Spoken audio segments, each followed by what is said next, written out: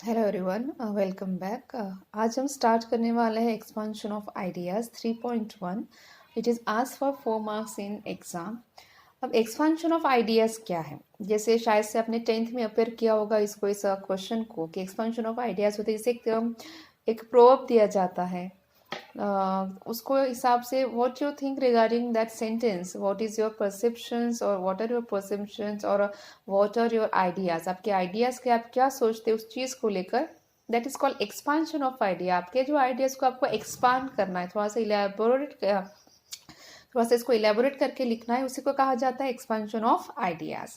तो यहाँ पर कुछ पॉइंट्स दिए हैं कि हमें जैसे हम लोग लिखेंगे एक्सपेंशन ऑफ आइडियाज, वहाँ पर जैसे फर्स्ट पैराग्राफ है, वहाँ पर आपका क्या पॉइंट्स, कौन से पॉइंट्स आने चाहिए। जो नेक्स्ट पैराग्राफ है वहाँ पर आपके कौन से पॉइंट्स आने चाहिए। It is all about that one and and ideas might be very regarding the students. जैसे स्टूडेंट्स हैं तो हर एक स्टूडेंट्स के आइडियाज उसके हिसाब से अलग रह सकते हैं, ऐसे नहीं कि सब सेम वहाँ पर आना चाहिए करके। तो ये कहीं ना कहीं ये शायद से एक पुशअप करता है बच्चों को सोचने के लिए या फिर स्टूडेंट को सोचने के लिए कि किस तरीके से हमें अपने थॉट्स को, it we can say it is thought provoking question. हम इसको कह सकते हैं कि थोड़ा सा थॉट प्रोवोकिंग क्वेश्चन है, बिकॉज कहीं ना कहीं हमें सोचने के लिए मजबूर करता है कि अगर ये सेंटेंस है तो आपको क्या, आप उसके बारे में सोचते हो, वो आपके परसेप्शंस क्या, आपकी थिंकिंग क्या है उस चीज को लेकर। इसको कहा जाता है expansion of ideas. So let's start the lesson. Expansion of ideas.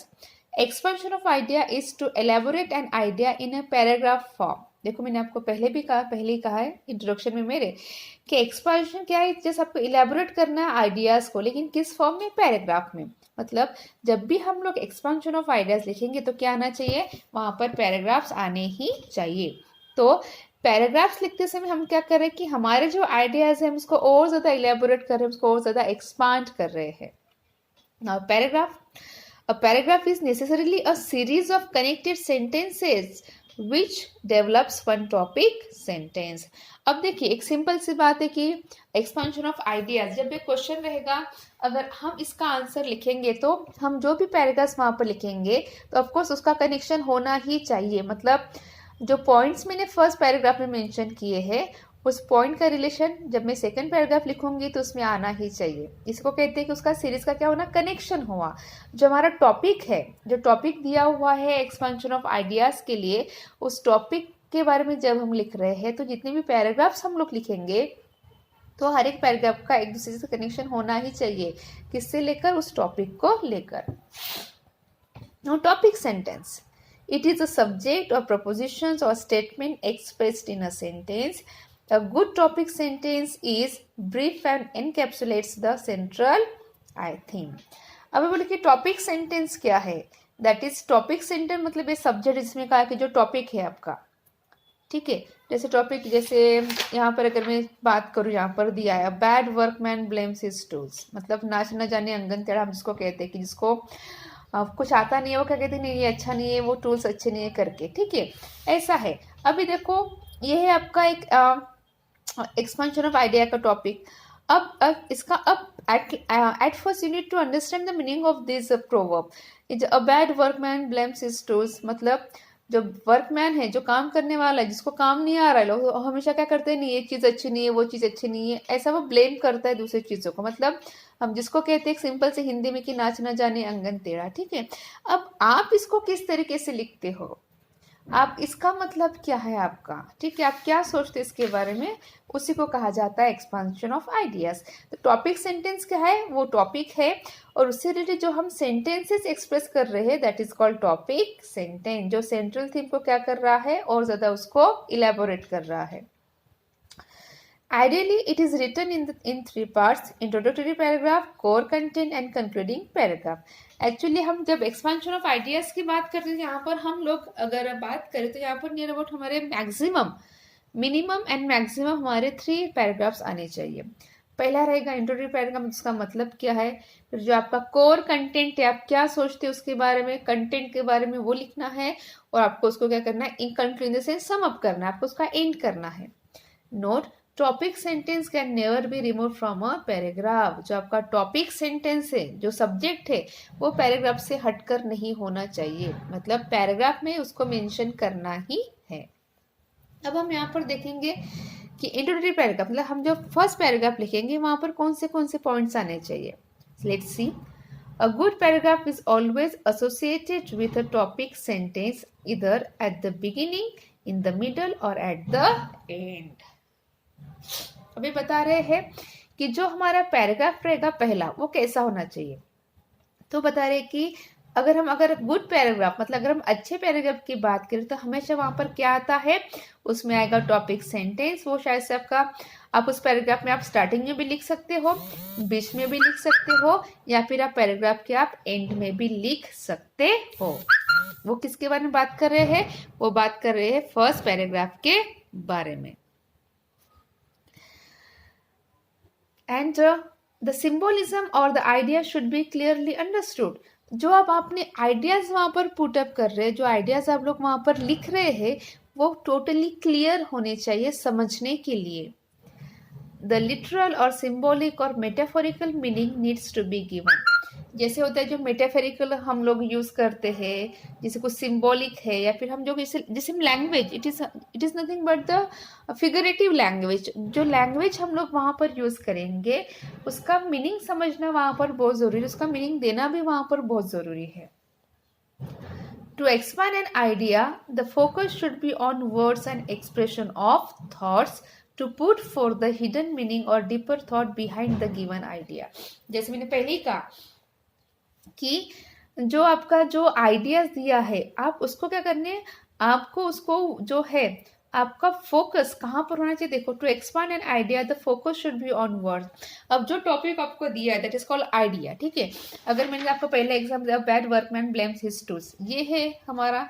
अगर कोई क्वेश्चन आया है हमें लिखने के लिए, एक्सपेंशन ऑफ आइडियाज के लिए अगर हमारे आया है लिखने के लिए इस टाइप का, तो एट फर्स्ट हम लोग क्या करेंगे, हम लोग जो वो आइडिया है इट इज एन आइडिया, आप उसको एक्सपांड कर रहे हो, तो एक्सपांड करते से आपको क्या ध्यान में रखना है कि आपके जो वर्ड्स है वो वर्ड्स आपको वर्ड्स के ऊपर फोकस करना है. और जो एक्सप्रेशन ऑफ थॉट है कि उस चीज को लेकर के आप सोचते हो, ठीक है, उसको आप लिखना है. And to put forth the hidden meaning or deeper thought behind the given idea. मतलब ये जो आइडिया दिया है उसके पीछे उसका मीनिंग, छुपा हुआ मीनिंग क्या है, इस सेंटेंस का मीनिंग क्या है, ये भी लिखना यहाँ पर जरूरी है. In short, the given idea needs to be well evaluated and interpreted accordingly. इसका मतलब है अगर हम इसको शॉर्टकट में थोड़ा सा ध्यान रखें तो फर्स्ट पैराग्राफ में आपको क्या आना चाहिए, आपका जो आइडिया दिया है, जिस आइडिया को आपको एक्सपांड करना है पैराग्राफ में, सबसे पहले आपको उसके बारे में लिखना है, उसका जो हिडन मीनिंग है उसके बारे में आपको लिखना है. And at the same time आपको क्या करना है, आपको यहाँ पर ये करना है कि जो आइडिया है उसको बराबर से इवेल्युएट करके उसके जो थॉट्स है उसको बराबर से लिखकर आपको वहां पर पुटअप करना है. अब हम आया हमारा सेकंड पैराग्राफ, हम उसको कह रहे हैं यहाँ पर कोर कंटेंट, ये रहेगा हमारा second paragraph. This one is your first paragraph. अब सेकंड पैराग्राफ हम लोग क्या लिखेंगे, देखिए. While elaborating various aspects of ideas, remember that the following points needs to be taken into considerations. अब हम जब आइडिया को इलेबोरेट कर रहे हैं, जो टॉपिक दिया है हमें, हम उसको अगर इलेबोरेट कर रहे हैं तो हमें नीचे के जो पॉइंट्स उसको ध्यान में रखना जरूरी है. सबसे पहले देखिए क्या है, एक्सप्लोर पर्सपेक्टिव्स. उसके जो क्या सोचते हैं आपको वो लिखना है, आप क्या सोचते हैं उस चीज को लेकर, आपको सबसे पहले आप उसको वो लिखना है. गिव इंस्टेंसेस एंड एनेक्डोट्स, आपको उसके बारे में एग्जांपल्स भी दे सकते हैं आप उसको. एक्सपीरियंस और इवन पर्सनल एक्सपीरियंस, आप एक्सपीरियंसेस लिख सकते हैं, फिर आपने अगर खुद एक्सपीरियंस किया उस चीज को आप वहां पर मेंशन कर सकते हो. There should be unity and clarity of thoughts. Second paragraph में आप जो भी लिखोगे वहां पर पूरा क्लियरिटी होना चाहिए, मतलब आपको क्या कहना है, आप क्या सोचते हैं उस चीज को लेकर, टोटली क्लियर होना चाहिए. Maintain coherence and logical link between two distinct points between the sentences. मतलब आप जो अलग अलग पॉइंट्स लिख रहे हो, सेंटेंसेस लिख रहे हो, तो दोनों सेंटेंस का रिलेशन होना ही चाहिए. ऐसे नहीं कि मैंने फर्स्ट सेंटेंस ये लिखा, दूसरा सेंटेंस मैंने कोई भी लिखा, मतलब जब हम पढ़ेंगे तो हमें समझ में नहीं आएगा कि हम लोग क्या लिख रहे हैं। तो इसका सिंपल से मतलब है कि जो सेंटेंसेस हम लोग लिखेंगे, फर्स्ट सेंटेंस हो या फिर दूसरा सेंटेंस हो या फिर थर्ड सेंटेंस हो, तो इसका बीच में उस टॉपिक को लेकर रिलेशन होना ही चाहिए। For this, discourse markers, conjunction and conjugative phrases can be used. तो आप इसको क्या कर सकते हैं, यहाँ पर आप conjunction यूज कर सकते हैं, जो phrases है, ठीक है, आप उसको यूज कर सकते हो। Each paragraph or point should support the central idea, but proportion of space should be kept in mind. जो पॉइंट्स हम लोग पैराग्राफ में लिख रहे हैं या फिर जो पैराग्राफ्स है या फिर जो पॉइंट्स हम लोग यहाँ पर लिख रहे हैं, वो किससे सपोर्ट में होना चाहिए, सेंट्रल आइडिया, मतलब जो टॉपिक दिया है हमें एग्जाम में लिखने के लिए, उस टॉपिक से रिलेटेड ही वो पॉइंट्स हमें मेंशन करने हैं। But proportion of space should be kept in mind, लेकिन जो स्पेस है, ठीक है, ठीक है, कि स्पेस हमें कितने हद तक लिखना है, ऐसे नहीं कि हमें मौका मिला तो हमने बहुत कुछ यहाँ वहाँ का लिख लिया। हाँ, जो स्पेस है उस स्पेस का प्रोपोर्शन हमें पता होना चाहिए कि हमें कितना लिखना है, उस चीज को किस तरीके से हमें इलेबोरेट करना है। प्रोपोर्शन ऑफ स्पेस का यहाँ पर मतलब दिया है, जस्ट सी, मोर important ideas more space, less important ideas less space. मतलब अगर ज्यादा इंपॉर्टेंट आइडिया था हम उसको ज्यादा स्पेस देंगे, लेकिन अगर कम इंपॉर्टेंट है आइडिया हम उसको क्या करेंगे, हम उसको कम स्पेस देंगे। Proportion of emphasis is an important aspect. जिस चीज के ऊपर ज्यादा स्ट्रेस दे रहे हैं, एम्फोसाइज का मतलब क्या है, एम्फोसाइज का मतलब क्या है, स्ट्रेस देना। हम जिसको ज्यादा हम उसको हम बोल रहे हैं, उसका प्रोपोर्शन हमें पता होना चाहिए कि हमें कितना लिखना चाहिए। It simply means keeping the principal subject in place of prominence throughout the paragraph. इसका मतलब ये है, जो प्रिंसिपल सब्जेक्ट है, मतलब हमारा जो मेन सब्जेक्ट है, हमें उसको ध्यान में रखते हुए जो पैराग्राफ से हमें पूरा क्या करना चाहिए, उसको ही ध्यान में रखकर हमें सारे पैराग्राफ्स लिखने चाहिए। अवॉइड टू मेनी आइडियाज, ज्यादा आइडियाज मत लिखो वहां पर। आप क्या सोचते हैं, ऑफकोर्स आप क्या सोचते हैं उस चीज को लेकर, आपको क्या लगता है, आप वहां पर मेंशन करो, लेकिन ज्यादा चीजें हैं, जो अवॉइड, ज्यादा आइडियाज वहां पर मत दो। Remember that this is the most creative part of demonstrate your language skill. ध्यान में रखिए कि ये जो है, आप यहाँ पर आपकी जो लैंग्वेज स्किल है, आप किस तरीके से इसको लिख सकते हो, आप किस तरीके से प्रोवर्ब यूज करते हो, आप किस तरीके से सेंटेंसेस यूज करते हो, आप किस तरीके से फिगरेटिव लैंग्वेज यूज करते हो, आप किस तरीके से आप कंजंक्शन यूज कर रहे हो, आप किस तरीके से जो हमारे है डिफरेंट प्रीपोजिशंस या फिर कुछ आप यूज कर रहे हो, ये आपका एक स्किल बताएगा लिखते समय। That is a demonstration of your language skill. ये रहेगा आपका लैंग्वेज स्किल का डेमोन्स्ट्रेशन कि आप किस तरीके से लैंग्वेज यूज कर रहे हो, proper languages and proper sentences. Conclusion मतलब रहेगा हमारा थर्ड पैराग्राफ। अब देखेंगे यहाँ पर क्या आना चाहिए। At the end we need to sum up suitably with strong and relevant point. अब हम इस चीज को हम एंड कर रहे हैं, तो हमारा जो रहेगा एंड, वो कैसे रहेगा, वो रहेगा थोड़ा सा सुटेबल, हम उसका एंड करेंगे। Use the proverbs in appropriate eight the and with a similar meaning sentence given in the topic sentence.